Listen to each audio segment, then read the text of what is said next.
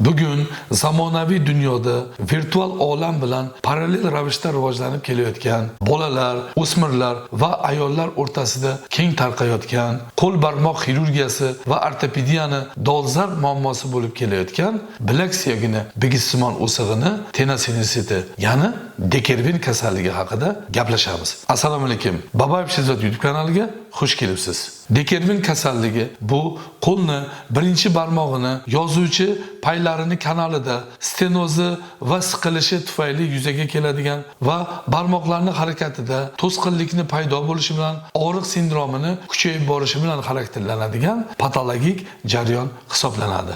Kasallik 1895-yil shvetsariyalik xirurg Fritz Dekervin tomonidan yozib o'tilgan va kir yuvuvchi va siquvchilarni kasb kasalligi deb e'tirof etib o'tilgan.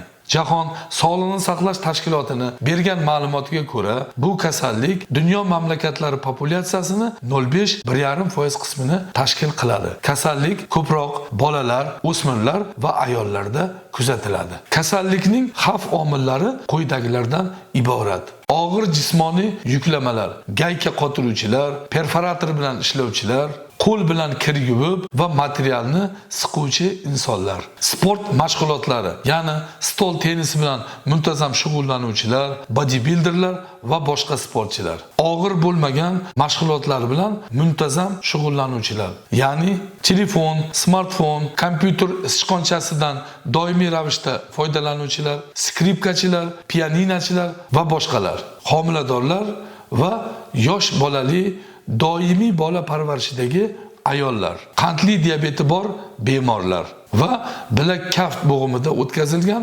jarohatlarning oqibatlari. Kasallik qo'l kaftida joylashgan birinchi barmoqni yozuvchi kalta payi va birinchi barmoqni uzoqlashtiruvchi uzun payi va ularni ushlab turuvchi kaft orti yuzalarini yallig'lanishli disruptiv o'zgarishlaridan kelib chiqadi.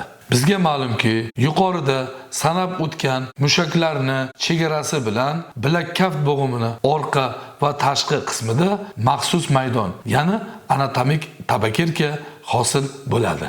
Bu anatomik maydon bilak kaft bo'g'imidagi amaliyotlar o'tkazishda amaliy ahamiyatga ega hisoblanadi. Kasallikning simptomlari: og'riqlar birinchi barmoqni asosi bilakni bigissimon sohasida kuzatiladi. Bosh barmoqqa va bilak sohasiga tarqaladi. Maxsus aktivlikdan keyin kuchayadi. Bigissimon o'siq sohasidagi shish, qizarish va bo'g'imda harakat cheklanishi va diskomfort. Kasallikning diagnostikasi: yuqorida sanab o'tilgan belgilar, ya'ni og'riq, shish, qizarish, harakat cheklanishi va diskomfortdan tashqari, bemorlarda maxsus fizikaviy test, ya'ni Finkelstein testi o'tkaziladi. Bunda bemorni birinchi barmog'i kaft sohasiga to'liq bukiladi, ustidan qolgan 4 ta barmoqlar bukib, qo'l musht holatiga keltiriladi va bukilgan musht tirsak tomonga egiladi. Bunda bigissimon o'siq sohasida og'riqning kuchayishi va harakat cheklanishi yuzaga keladi.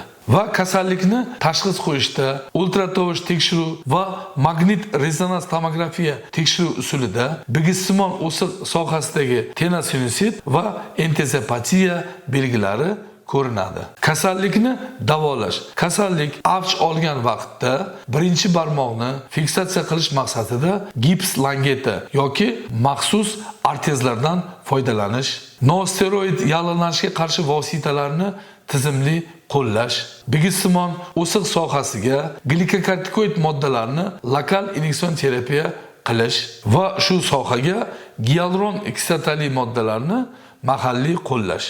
Bu usullar haqidagi to'liq ma'lumot lokal inyeksiyon terapiya videolarimizda to'liq berib o'tilgan va fizioterapevtik davo muolajalarini o'tkazish.